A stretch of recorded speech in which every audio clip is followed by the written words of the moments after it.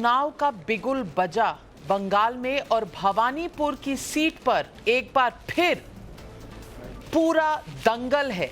इस बार ममता बनर्जी लड़ रही हैं भवानीपुर से और बीजेपी ने अपनी पूरी स्टार कास्ट उतार दी है जमीन पर भवानीपुर में। आज इसी बात पर चर्चा करने के लिए हमारे साथ जुड़ रहे हैं शुवेंदु अधिकारी जी, लीडर ऑफ ऑपोजिशन है वेस्ट बंगाल की असेंबली में। शुवेंदु अधिकारी जी नमस्कार। पूछना चाहती हूं कि आपने नमस्कार, जय गणेश। जय गणेश जी। बिल्कुल, आपने ममता बनर्जी को जरूर हराया था नंदीग्राम में बस मई के महीने में, लेकिन आज फिर भवानीपुर का डंका बज चुका है, बिगुल बज चुका है और इतना लंबा चौड़ा स्टार कैंपेनर्स का लिस्ट, इंचार्ज का लिस्ट, ऐसे लग रहा है एक सीट पर नहीं शायद सारे बंगाल में दोबारा चुनाव होने जा रहा है।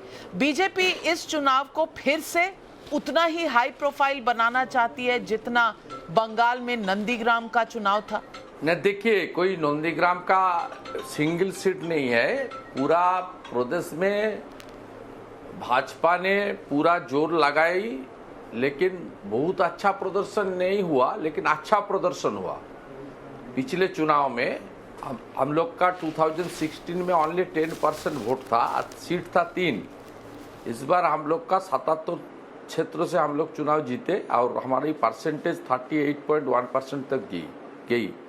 इसलिए हम लोग बीजेपी का प्रदर्शन अच्छा है। और बंगाल में देखिए, अभी बीजेपी के अलावा कोई प्रतिपक्ष नहीं है। कांग्रेस तो छोड़ के भाग गया, टीएमसी को सपोर्ट कर रहा है। सीपीएम पूरा रूटेड आउट, सफावा हो गया है पूरा बंगाल से, उसको कुछ नहीं है। इसलिए जहां रूलर होता है ऑपोजिशन भी होता है। ये हमारी जो डेमोक्रेटिक सिस्टम है हमारी देश की, ये तो परंपरा है। इसलिए लोन ऑपोजिशन के नाते बीजेपी पूरा कोशिश करेगा इस चुनाव में भाजपा उम्मीदवार को जिताने के लिए। और भवानीपुर में बीजेपी का वोटर सपोर्टर भी अच्छा है। 2019 का चुनाव आप एनालिसिस कर लीजिए, वहाँ 3100 वोट के अंतर था बीजेपी और टीएमसी में। 10 वार्ड में से 6 वार्ड में भाजपा की लीड था उस वक्त। और ममता बनर्जी अपने परिवार के साथ जिस पोलिंग स्टेशन में वोट डालती है, मित्रो इंस्टीट्यूशन, उसमें भाजपा का लीड है। 2019 में 400 से ज़्यादा वोट का भाजपा का लीड है। आपने खुद मोहल्ला में, अपने पाड़ा में, अपना वार्ड में ममता बनर्जी हारी पिछले टाइम। इसलिए भवानीपुर सीट में बीजेपी के ये बहुत अच्छा सपोर्टर है, वोटर है। हम लोग पूरा कोशिश करेगा डेमोक्रेटिक तरीके से इस चुनाव को जीतने के लिए। लेकिन शुवेंदु अधिकारी जी, आप चुनाव 2019 जो लोकसभा का चुनाव था उसको आप कंपेयर कर रहे हैं इस चुनाव से जो असेंबली का चुनाव है, और ममता बनर्जी 2 इलेक्शन जीत चुकी हैं, 2011 में, 2016 में, और भवानीपुर उनका इलाका है, उनका गढ़ है। असेंबली इलेक्शन में क्या बीजेपी चुनौती देने की पोजीशन में है इस वक्त ममता बनर्जी को? देखिए, आप तो वेट कीजिए, चुनाव का परिणाम क्या आएगा। आप सब लोग का तो मालूम था नंदीग्राम में शुवेंदु हार जाएगी, ममता जीतेगी, सब लोग का मालूम था। और नंदीग्राम में माइनॉरिटी वोट 24% था, 65,000। ये ममता बनर्जी का फिक्स डिपॉजिट है। उन्होंने आज जुम्मा का दिन नॉमिनेशन भी कर दिया, फ्राइडे ही करता है सब काम। तो इसलिए ममता बनर्जी तो उधर हारी, शुवेंदु ने हरा। यही इस बार देख लीजिए, इस बार तो मुद्दा एक ही है, पोस्ट पोल वायलेंस। जो पोस्ट पोल वायलेंस है वही मुद्दे के ऊपर बंगाल में चल रहा है पूरा राजनीति, वातावरण, चर्चा। हम लोग पोस्ट पोल वायलेंस में 1 लाख से ज़्यादा बंगाल के लोग को घर छोड़ना पड़ा। बंगाल के लोग को दूसरे प्रदेश में रिफ्यूजी के नाते शेल्टर में रहना पड़ा। असम में, बिहार में, उड़ीसा में, झारखंड में ये क्या हुआ? इसलिए पोस्ट पोल वायलेंस में जो लॉयर की अहम रोल थी वो प्रियंका टेबरीवाल ने बहुत अच्छा लड़ाई करेगी जमीन पर, हम सब लोग उसका साथ सहयोग करेंगे। आपने दो बातें कही शुभेंदु अधिकारी जी। आपने कहा हर काम ममता जी फ्राइडे को करती हैं, लेकिन आज फ्राइडे को गणेश चतुर्थी भी है, तो आज के दिन तो कम से कम आप ममता बनर्जी पे ये इल्जाम नहीं लगा सकते कि जुम्मे के दिन कर रही है, वो तो गणेश चतुर्थी के दिन कर रही है। लेकिन आप इशारा क्या देने चाहते हैं बंगाल के लोगों को? ये सब काम सब पिछले 20, 25, 30 इंस्टेंट है। मैं तो उसके साथ घर की ना 21 साल यार, मेरा साथ सांसद अर्जुन सिंह भी है, एक से MLA शिलभद्र दत्त जी भी है मेरा साथ अभी इधर। ये सब लोग हम एक साथ बहुत दिन बिताया, 2 डेकेड से ज्यादा बिताया, हम लोग सबको मालूम है। ये कोइंसाइड कर गया गणेश चतुर्थी, लेकिन आधा तो उसकी क्या है सब मालूम है। लेकिन शुभेंदु अधिकारी जी, आपने कहा कि सबसे बड़ा मुद्दा आपके लिए रहेगा वायलेंस, जो पोस्ट पोल वायलेंस था। अब 5 जज के बेंच का वर्डिक्ट भी आ गया है, लेकिन चैलेंज कर दिया है बंगाल की सरकार ने इसे सुप्रीम कोर्ट में। सोमवार को इसकी सुनाई भी है। तो आप कह रहे हैं कि प्रियंका टेबरेवाल का चुनाव as a lead petitioner in this entire petition that she filed in the Kolkata High Court and now in Supreme Court, are you capitalizing on this violence? ये violence ही आपका मुद्दा है इस वक्त बंगाल में, और बंगाल की सरकार तो ये मानने को तैयार नहीं है। देखिए, आपने जो मुद्दा उठाई ना उसमें दो आप बाइफरकेट कर दीजिए। एक तो लीगल मुद्दा है, लीगल मुद्दा तो चलेगी, लीगल बैटल होगा। और जो NHRC का टीम बना था वो 5 मैन जांच की डायरेक्शन में बना था, कोई सेंट्रल गवर्नमेंट व बीजेपी का बाद में नहीं हुआ था। उस NHRC रिपोर्ट में बंगाल में बहुत क्लियर कर दिया, इसमें लॉ ऑफ रूल का कोई स्थान नहीं है बंगाल में। रूलर का लॉ चलता है, शासक का आइन चलता है, कानून चलता है। ये तो क्लियर कर दिया NHRC। और सुप्रीम कोर्ट में क्या होगा, कैसे होगा, ये सब बाद में हम लोग नहीं आएगा। और Priyanka not only the petitioner, Priyanka Tibrewal ने घूम घूम के पूरा एरिया में, बर्धमान से लेकर मिदनापुर तक, 24 परगना से लेकर हुगली तक, सब थाना में प्रियंका ने मूव किया। जो घर बार छोड़ के भागा उस बंगाल का आदमी को घर वापस आने के लिए कोशिश किया। ओनली लीगल बैटल नहीं लड़ी, उन्होंने जमीन पर भी लड़ाई, अच्छा तरीके से लड़ाई की। इसलिए पार्टी की ओर से उसको कैंडिडेट फाइनल किया गया। इस बार मुद्दा एक ही है, पोस्ट पोल वायलेंस। 55 से ज़्यादा हमारी बीजेपी की कार्यकर्ता का मौत हुआ, मर्डर हुआ। 300 से ज़्यादा वुमेन के ऊपर आपका रेप, अटेम्प्ट टू रेप और मोलेस्टेशन हुआ। इतना भयंकर अत्याचार 1947 का पहले भी नहीं हुआ, जितना भयंकर अत्याचार 2-3 महीने पूरा के पूरा ये भाटी आने के आगे तक अभी भी चल रहा है। पिछले 2 दिन पहले सांसद अर्जुन सिंह का घर का early morning 6 AM bomb explosion किया। बंगाल का हालत बहुत ही खराब है। नेशन का इंटरेस्ट में ममता बनर्जी को हराना ही चाहिए। भवानीपुर में, भवानीपुर का जो एरिया है वो मिनी इंडिया है, उसमें बंगाली भी है, उसमें माइनॉरिटीज भी है, गुजराती भी है, मरवाड़ी भी है, सिख भी है, बिहारी भी है, जैन भी है, सब है उस क्षेत्र में। ये सब लोग मिला के एक साथ देश के हित में, और जो तालिबान राज चल रहा है अफगानिस्तान में, वो तालिबानिजेशन के एगेंस्ट में, तालिबानी जो तरीके से बंगाल में TMC की राज चल रही है, उसका खिलाफ उसका जो जनता है, हाई एडुकेटेड जनता है, बहुत सेंसिबल जनता है, कॉन्शियस पीपुल है भवानीपुर, वो सही तरीके से वोटिंग करेगी, ये हम लोग का उम्मीद है। शुभेंदु जी, आप कह रहे हैं बंगाल में तालिबानी राज चल रहा है। अभी 4 महीने पहले ममता बनर्जी चुनाव जीती हैं और तीसरी बार जीती हैं, और तीसरी बार जो उनके नंबर आए हैं असेंबली में पहले से ज्यादा आए हैं। आप कैसे कह सकते हैं कि तालिबानी राज है? लोगों ने उन्हें चुना है, डेमोक्रेटिक प्रोसेस से चुना है। आप कैसे कह सकते हैं कि लोगों ने गलती की है और तालिबानी राज को चुना है? नहीं, मैं सेकेंड में का चुनाव परिणाम आने तक का बात नहीं बोल रहा हूं। सेकेंड में का परिणाम आने का बाद इस तरीके से हिंसा हुआ, आप सीनियर जर्नलिस्ट है, आपका जो इधर विंग्स है, आपके पास भी सब इंफॉर्मेशन है। मेरा बात भाजपा का जो बात है वो है पोस्ट पोल पोस्ट काउंटिंग का मुद्दा।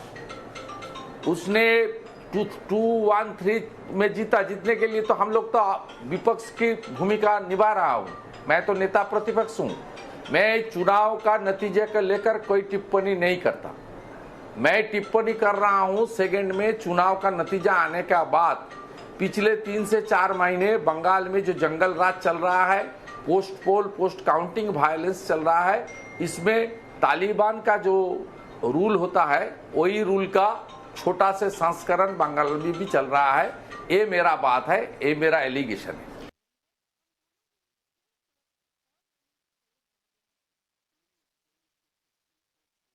शुभेंदु अधिकारी जी, मैं आपसे पूछना चाहती हूं, आपने बात करी कोलकाता हाई कोर्ट के जजमेंट की। कोलकाता के हाई कोर्ट के जजमेंट में यह भी कहा है, और मैं कोट कर रही हूं, although the fact finding committee has made scathing remarks and made recommendations against politicians and police officers. ये वही एनएचआरसी द्वारा जो बनाई गई fact finding committee थी। I am of the view that such remarks and recommendations were uncalled for, and to that extent the committee has transgressed its limit। तो क्या committee ने भी पॉलिटिकल रिपोर्ट दी थी? क्योंकि कोर्ट ने कहा है वो लिमिट से आगे बढ़ गए थे। नहीं, मैं कोई टिप्पणी नहीं करूंगा। सुनो, जजमेंट के ऊपर मैं कोई टिप्पणी नहीं करूंगा। शुभेंदु अधिकारी जी, जजमेंट के ऊपर मेरा टिप्पणी नहीं है। नहीं, ये ऑब्जर्वेशन है। जो फाइनल जजमेंट है उसके ऊपर आइए। एक तो जो मर्डर, रेप और अटेम्प्ट टू रेप, मोलेस्टेशन हुआ, उसका जांच सीबीआई करेगी।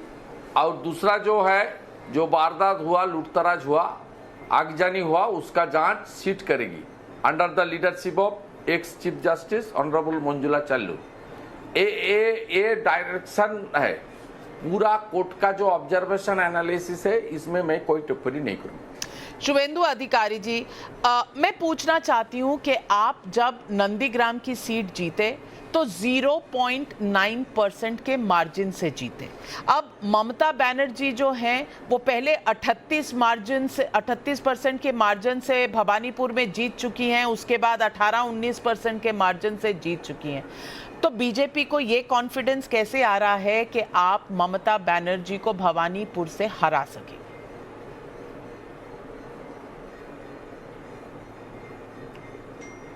देखिए, नंदीग्राम में आप बीजेपी ने कितना वोट को कवर किया। 2019 में नंदीग्राम सीट में भाजपा की टीएमसी की बढ़त थी कितना, 70,000। वहाँ 2 फुल निशान 70,000 वोट में आगे थे कमल की अगेंस्ट। 2016 में मैं टीएमसी की प्रत्याशी के नाते नंदीग्राम से चुनाव जीता 82,000 से अबव वोट से। ये आंकड़ा, पिछले की आंकड़ा देख लीजिए। भाजपा ने 70,000 वोट कवर किया, उसका बाद करीब 2,000 वोट में भाजपा जीता। सीधा 72,000 वोट का फायदा है भाजपा का 2 साल के अंदर। ये एनालिसिस भी तो आपको करना चाहिए। और भवानीपुर में 2019 में ममता बनर्जी अपनी बूथ पर हारी, मित्र इंस्टीट्यूशन में, जहां उन्होंने उनकी भतीजा, उनकी फैमिली मेंबर वोट डालती है, वहां वो 400 से ज्यादा वोट से बीजेपी का पास हारी। और 3100 वोट का अंतर था। उस वक्त जो परसेंटेज ऑफ वोटिंग हुआ था, कोविड कोरोना नहीं था। इस बार 5 चरण की चुनाव का बाद 6, 7, 8 चरण में इतना मीडिया में कोविड को सेकेंड वेव को लेकर पैनिक बना दी कलकत्ता एरिया में। इसमें वोटिंग परसेंटेज 20% घट गई। 2019 में जितना वोटिंग हुआ था उसमें 20% वोट कम आया। ये वोट बीजेपी का वोट है। इस बार ये वोट निकल कर आगे आएगी, इसलिए आएगी बंगाल में पोस्ट पोल जो वायलेंस हुआ, ये बंगाल की संस्कृति, स्वामी विवेकानंद के संस्कृति, श्री चैतन्य देव का संस्कृति, श्री श्री रामकृष्ण देव का संस्कृति इसका साथ मैच नहीं करता। और दूसरा आवाज उठा, नारा उठा पूरा बंगाल में, बेरोजगार नौजवान घर घर में, और बुआ हारेगी भवानीपुर में, ये नारा उठना शुरू कर दिया। बेरोजगार नौजवान, कोई नौकरी नहीं है बंगाल में, कोई निवेश नहीं है। ममता बनर्जी शपथ लेने के बाद 2 जूट मिल बंद हुआ, 10,000 लेबर ने अनएम्प्लॉयड हुआ, उसका रिट्रेंचमेंट हुआ। एक जो केशोराम रेवन है हुगली जिला का बलागढ़ में, वो बंद हुआ। 8,500 लेबर ने उसका नौकरी चला गई। ये हालत बंगाल में है। शुभेंदु अधिकारी जी, शुभेंदु जी, नौकरी की प्रॉब्लम तो पूरे देश में है। कर रहा है मोदी जी, बोल रहा है आत्मनिर्भर भारत, और ममता बनर्जी की स्लोगन है निर्भरशील बांग्ला। इसका खिलाफ वोटिंग होगा। शुभेंदु जी, नौकरी की प्रॉब्लम तो पूरे देश में है। बंगाल की जनता क्यों ये मानेगी कि बीजेपी उनको नौकरी दिलवा सकती है जो ममता बनर्जी नहीं दिलवा रही, और बीजेपी ने देश भर में कई जगह पर अनएम्प्लॉयमेंट की प्रॉब्लम है, तो इस मुद्दे पर तो वोट पड़ना मुश्किल है। नहीं, बंगाल के साथ देश के जोड़ना ठीक नहीं होगा। देश का तरक्की हो रहा है मोदी जी का लीडरशिप में। बंगाल में जो वैकेंसी है, वैकेंसी फिलअप नहीं हो रहा है। देखिए, बंगाल के लोग बीजेपी को लोन अपोजिशन का रिकॉग्नाइजेशन कर दिया। हम लोग का 2016 में 10% था, अभी 38%। 2016 में हम लोग का 55 लाख वोट था।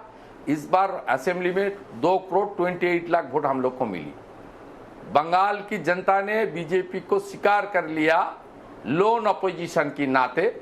हम लोग अपोजिशन की काम भी करेंगी, और मोदी जी का लीडरशिप में जो डेवलपमेंट चल रहा है, वो डेवलपमेंट का काम भी हम लोग अच्छे तरीके से बंगाल में करेंगे। शुभेंदु जी, अगर इतना कुछ अच्छा है बीजेपी में, तो आपके अपने विधायक छोड़ के वापस टीएमसी लौट क्यों रहे हैं? आपने कहा 20 साल आपने, अर्जुन सिंह जी ने, सबने बिताए हैं ममता बनर्जी के साथ तृणमूल में, लेकिन जो अभी हाल ही में आए थे कुछ आपके विधायक, वो वापस जा रहे हैं।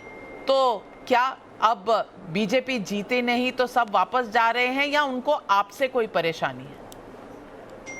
देखिए, जो पॉलिटिकल कमिटमेंट है, जो विचारधारा का साथ बीजेपी में आया, जैसे मेरा पास सब कुछ था, 3 कैबिनेट था, मैं सब छोड़ कर आया। इसलिए भतीजा का लीडरशिप नहीं मानूंगी। दूसरा, तुष्टिकरण के पॉलिटिक्स के खिलाफ काम करूंगी, और मूल मुद्दा है मोदी जी के नेतृत्व में काम करूंगी। मोदी जी है तो हमारी देश अच्छा रहेगा। इसलिए मैं, आप लोग जो विचारधारा का साथ आया है वो नहीं छोड़ के जा रहा है। वो जो 1-2 आदमी किया, वो विचारधारा का साथ जुड़ा हुआ नहीं था। चुनाव का दौरान कुछ नॉन पॉलिटिकल आदमी को कुछ दूसरा पार्टी से ज्वाइन पार्टी कराया, टिकट भी मिला, कुछ जीत के चला गया। इसमें कोई फर्क पड़ने वाला नहीं है। बंगाल असेंबली में ऑपोजिशन बीजेपी रहेगा, 1, 2, 3 आएगा जाएगा, वो तो चलता रहेगा। कुछ दिन के अंदर जो एनवायरमेंट बनेगा उसमें आप देख लेना, उसका टीएमसी का लोग भी तांता लगा देगा बीजेपी ऑफिस का सामने। तो मुकुल रॉय जी तो बीजेपी के ऑपोजिशन का जो ऑपोजिशन का स्टेटस बीजेपी को खत्म करने का ममता बनर्जी का जितना भी कोशिश करे नाकाम रहेगी। इसलिए रहेगी, बंगाल असेंबली में लेफ्ट फ्रंट सीपीएम का कोई मेंबर नहीं है, कांग्रेस का एक भी मेंबर नहीं है, और यहाँ अपोजिशन ओनली बीजेपी है, बीजेपी लड़ेगा। लेकिन शासक रहेगा तो अपोजिशन रहेगा, शुवेंदु जी, पक्ष रहेगा तो प्रतिपक्ष मुकुल रॉय रहेगा। ये लड़ाई आइडियोलॉजी चलेगी। मानकर नहीं आए थे क्या बीजेपी में? बीजेपी के सिंबल पर लड़े थे। मुकुल रॉय भी वापस चले गए, सीनियर नहीं, लीडर है, मुकुल राय जी आइडियोलॉजी मान के नहीं आया। देखिए, तो क्या मान के आए थे? मुकुल राय जी आइडियोलॉजी मान के नहीं आए। जैसे 98 में तृणमूल फॉर्मेशन का बाद ममता बनर्जी पॉलिटिकली ऑर्फन बन गई थी, उस वक्त अटल बिहारी वाजपेयी जी, लाल कृष्ण आडवाणी जी उसको शेल्टर दिया। ठीक मुकुल राय को ममता बनर्जी सब पोस्ट से हटा दिया, राज्यसभा से ले लिया, पार्लियामेंट का स्टैंडिंग कमेटी मेंबर से हटा दिया, पार्टी का जनरल सेक्रेटरी से हटा दिया, पार्टी का जितना भी पोस्ट उसके पास थे सब ममता बनर्जी ले लिया था 2017 में। तब बीजेपी ने उनको, भारतीय जनता पार्टी ने उसको संरक्षण दिया। जैसे ममता बनर्जी को बीजेपी ने संरक्षण दिया था 98 में, ममता बनर्जी के पास कुछ सहारा नहीं थी, कांग्रेस छोड़ के भाग के आए थे। उस वक्त बीजेपी ने अपने जो लायन हार्टेड पॉलिटिक्स है उसमें संरक्षण दिया। मुकुल राय का पास भी सब भाग गया, सब ले लिया ममता बनर्जी, कहाँ जाएगा पॉलिटिकल आदमी? बीजेपी ने संरक्षण दिया। ये बीजेपी का कोई दोष नहीं है। तो ये बताइए कि तब बीजेपी ने पॉलिटिकली ऑर्फन होकर बीजेपी में आया। तो ममता बनर्जी 98 में कांग्रेस छोड़कर बीजेपी से संरक्षण लिया और अब वो वापस कांग्रेस के पास नजदीकियां बढ़ा रही हैं। दिल्ली आई थी, सोनिया जी से मिली, अब कांग्रेस ने कोई उम्मीदवार उनके खिलाफ भवानीपुर में उतारा नहीं है। तो ये ममता और कांग्रेस का एक कॉम्बिनेशन जो बन रहा है, ये दिल्ली को लेकर बन रहा है 2024 के लिए। इससे बीजेपी को कोई प्रॉब्लम, कोई चिंता? नहीं, देखिए, ये तो पूरा पार्टी का मामला है। पार्टी का जो स्पोक्स पर्सन है वो बोलेगा पार्टी का जो stand. As a political worker, as a BJP MLA, मैं इसको कोई वेटेज नहीं देता, इग्नोर करता हूँ। पार्लियामेंट का जब चुनाव होगा, हम लोग का बंगाल में जो 38% वोट मिला, मोदी जी का नाम जब आएगा, बंगाल में हम लोग तो चीफ मिनिस्टर प्रोजेक्ट नहीं किया, जब मोदी जी को चुनाव आएगा आप देख लेना, ये 45% हो जाएगा। मोदी जी है तो मुमकिन है, ये तो समझ गया। और अफगानिस्तान का हालत देखने के बाद every Indian they are committed to cast their vote in favour of Narendra Modi ji. इसमें कोई वो जोड़ तोड़, ये ममता बनर्जी का कोशिश बहुत बार हुआ। 2019 में मैं टीएमसी में था, उस वक्त 19 जनवरी ब्रिगेड पैरेड ग्राउंड में एक रैली हुआ। उस रैली में मल्लिकार्जुन खड़गे, मनोज सिंघवी, कांग्रेस के तमाम नेता, स्टालिन से लेकर बदरुद्दीन आजमल, फारूक अब्दुल्ला से लेकर अखिलेश यादव, तेजस्वी यादव से लेकर कोई, शरद पवार जी, सब था। क्या हुआ? United India. लोकसभा का वोट छोड़ दीजिए, मोदी जी का चुनाव छोड़ दीजिए, मोदी जी का चुनाव का वक्त सब तांता लग जाएगा कमल के निशान पर। वो कोशिश करने दीजिए, वो हाफ हार्टेड कोशिश है, इसमें कुछ फायदा होने वाला नहीं है अपोजिशन। तो शुवेंदु जी, आपने कहा कि आपने 3 कारणों से तृणमूल कांग्रेस छोड़ा था। एक आइडियोलॉजी, एक ध्रुवीकरण की राजनीति, एक भतीजे के नाम पर। तो मैं आपसे पूछ रही हूं कि 20 साल आपको कम्युनल पॉलिटिक्स में कोई चिंता नहीं थी, 20 साल के बाद आपको क्यों चिंता हो गई कि आपको तृणमूल से बाहर जाना चाहिए? और अब ये कौन कम्युनल पॉलिटिक्स करता है? बीजेपी कम्युनल पॉलिटिक्स नहीं करता। नहीं, तो आपने तो तृणमूल को कहा था कि वो अपीजमेंट पॉलिटिक्स करता है। नहीं, मैं ध्रुवीकरण का बात नहीं। देखिए, मेरा मुख से जो आया है उसको आप सही तरीके से ट्रीट कीजिए। मैं तुष्टीकरण के खिलाफ आया। तो तुष्टीकरण और ध्रुवीकरण एक नहीं है। अच्छा, तो 20 साल आपको तुष्टीकरण में प्रॉब्लम नहीं था, 21वें साल में आपको तुष्टीकरण में प्रॉब्लम हुआ। इसलिए देखिए, इसलिए मैं कम्युनिस्ट के खिलाफ संघर्ष किया नंदीग्राम में। ऑल्टरनेट था टीएमसी का कम्युनिस्ट जब थर्ड फोर्स बन गया, बीजेपी जब मुख्य विपक्ष बन गया, शुभेंदु अधिकारी अपने आइडियोलॉजी भतीजा का जो चल रहा है बंगाल में, पूरा कोल से लेकर गाय से लेकर बंगाल में जो करप्शन चल रहा है वो तो पहले नहीं था। उसका 2016 के बाद भतीजा का लीडरशिप में चालू हुआ और 2019 में बीजेपी मुख्य विपक्ष बन गया। मेरा पास अल्टरनेट क्या था? टीएमसी की अल्टरनेट कम्युनिस्ट था। मेरा पूरा परिवार पूरा नेशनलिस्ट पॉलिटिक्स करता है। फ्रीडम फाइटर मेरा घर में है, लेट बिपिन अधिकारी 8 साल ब्रिटिश का जेल में था। इसलिए हम लोग का पॉलिटिक्स था कम्युनिस्ट का पक्ष में नहीं, कम्युनिस्ट के खिलाफ पॉलिटिक्स था। यहाँ कम्युनिस्ट का साथ टीएमसी का लड़ाई था, बीजेपी थर्ड फोर्स था। बीजेपी जब थोड़ा मजबूत हुआ, मैं मेरा विचारधारा लेकर बीजेपी का साथ जुड़ गया। और बंगाल में ममता बनर्जी का इरोशन स्टार्ट हुई 2016 के बाद, भाई भतीजावाद, करप्शन, गाय तस्करी, कोल स्कैम, सैंड स्कैम, ये तो बंगाल में पहले नहीं था, धीरे धीरे ग्रोइंग हुआ। तो स्कैम, आप स्कैम की बात कर रहे हैं। अभी एनफोर्समेंट डायरेक्टरेट ने अभिषेक बैनर्जी, देखिए मुझे टीएमसी, देखिए मैं बहुत बार इंटरव्यू दिया, आपको भी दिया। इसमें मेरा पास कुछ नहीं छुड़ाई टीएमसी, शोकॉज भी नहीं की, सस्पेंड भी नहीं की, डिपार्टमेंट भी नहीं ली। मैं कैबिनेट में था, बिग डिपार्टमेंट मेरा पास था, कोई काम नहीं थी। मैं सब छोड़ के एक कॉमन सिटीजन के नाते भाजपा का प्राइमरी मेंबरशिप लिया। पार्टी ने मुझे नंदीग्राम में ममता बनर्जी के खिलाफ उतारी, मैं आभारी हूं। मैं ममता बनर्जी को 1956 वोट में चुनाव हराई, ये आप सबको मालूम है। पार्टी उसका बाद नेता प्रतिपक्ष के नाते मुझे 4 महीने इंचार्ज जिम्मेदारी दिया। एक काम भी मैं अच्छा तरीके से, मेरा जितना भी कैपेसिटी है with in my limited capacity, I am doing it very sincerely. ठीक है, कंप्लीट कीजिए मेरा दूसरा प्रोग्राम।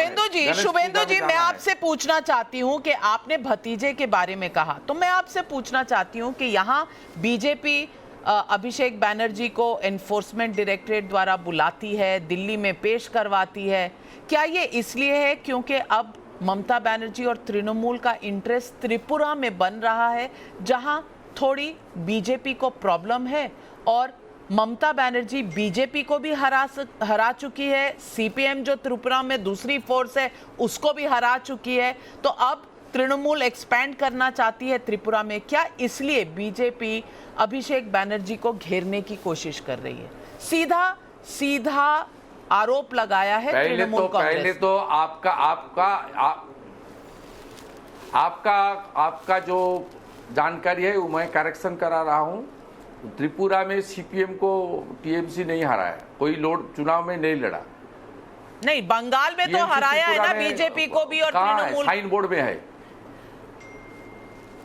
मैं कह रही हूं बंगाल में हरा चुकी है बीजेपी को और कम्युनिस्ट को। देखिए बंगाल में 148 नहीं मिला, लेकिन बीजेपी का प्रदर्शन पिछले सब चुनाव से अच्छा प्रदर्शन है, एक नंबर।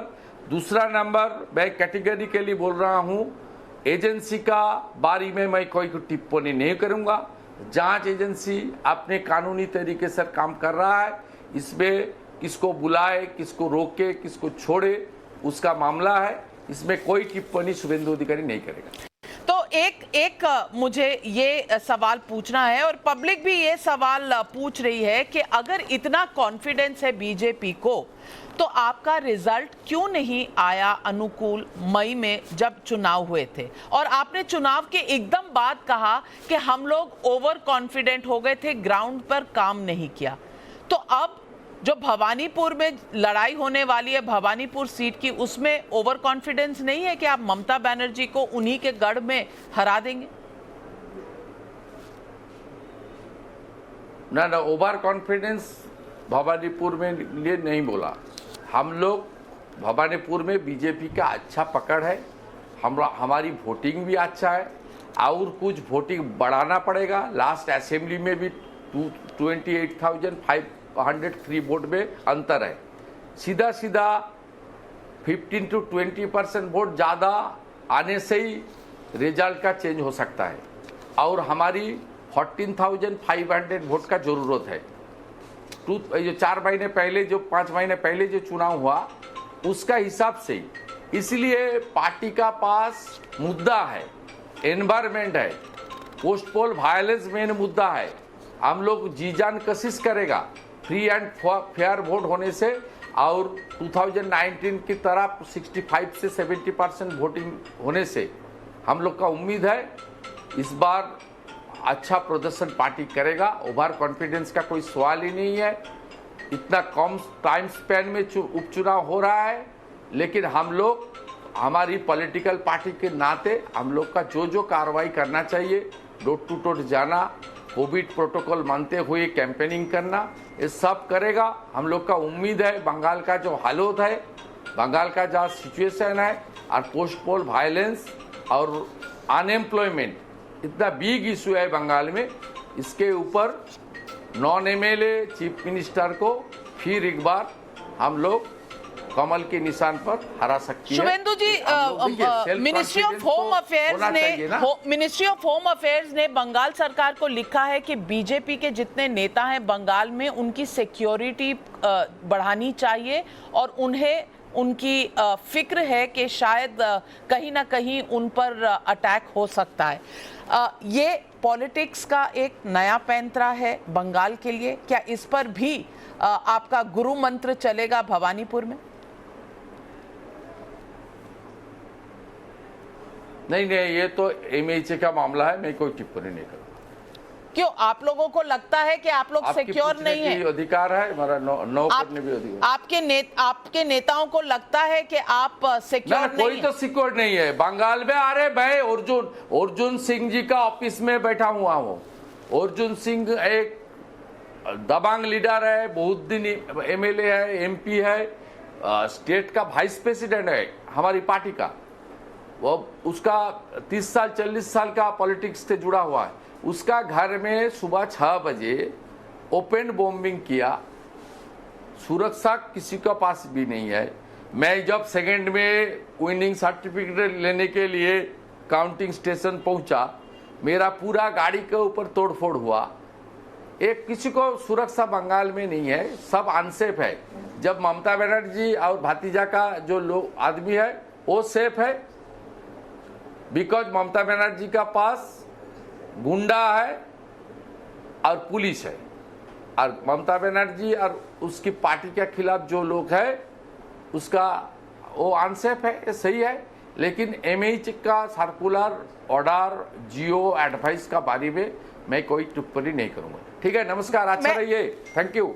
अरे शुभेंदु जी, आप जाना चाहते हैं, लेकिन जनता आपसे सवाल पूछना चाहती है कि कोऑपरेटिव बैंक्स को लेकर आप पर हाल ही पर एक्शन हुआ है, और ममता बनर्जी सरकार ने कहा है कि आपके against resolution, no confidence motion हुआ। आपने 9 साल की जगह 12 साल कोऑपरेटिव बैंक को हेड किया।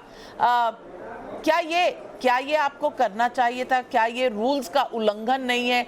आप बोलते हैं कि वो लोग लॉ के खिलाफ काम करते हैं, तो ये भी तो लॉ के खिलाफ। आपका पास जो जानकारी भेजा ना, कौन जानकारी भेजा आपका पास? ये आपका अंदर का मामला है, ये सही जानकारी नहीं है। गलत जानकारी के ऊपर कोई क्वेश्चन का आंसर मैं ही नहीं दूंगा।